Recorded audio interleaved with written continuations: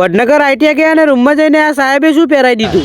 તો જય માતાજી મિત્રો, હવારમાં વહેલા વહેલા નાઈ ધોઈને તૈયાર થઈ જઈએ છીએ અને આવી જઈએ છીએ અમારી ઔદ્યોગિક તાલીમ સંસ્થામાં અને કરી લઈએ છીએ ગોગા પપ્પાના દર્શન. અમારી આઈટીઆઈમાં અંદર આવીને જોઉં છું તો આ શું થઈ રહ્યું હતું. આઈટીઆઈમાં આવડો મોટો ખાડો કેમ કર્યો છે એ તો મને તો ખબર જ નથી પડતી. લાગે છે સ્વિમિંગ પુલ બને છે.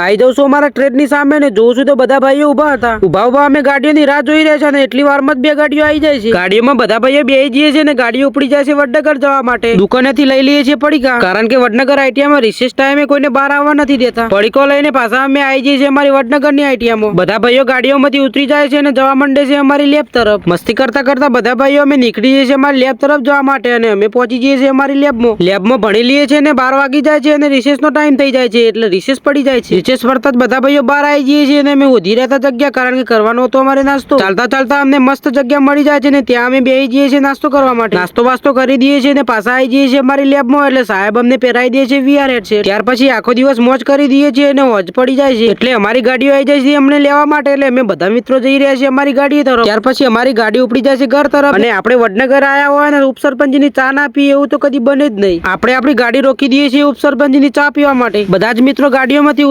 ઉતરીને આવી જાય છે ઉપસરપંચની ચા પીવા માટે. પી લઈએ છીએ ઉપસરપંચની ચા અને ચા તો એક નંબર હતી. ચા પીને પાછા ગાડીમાં બેસીને આવી જઈએ છીએ ઘર તરફ. આવી જાઉં છું નેદ્રા અને પ્રવીણને લેવા બોલાવી દઉં છું, પણ આ તો પતંગ લેવામાંથી ઊંચો નહીં આવતો.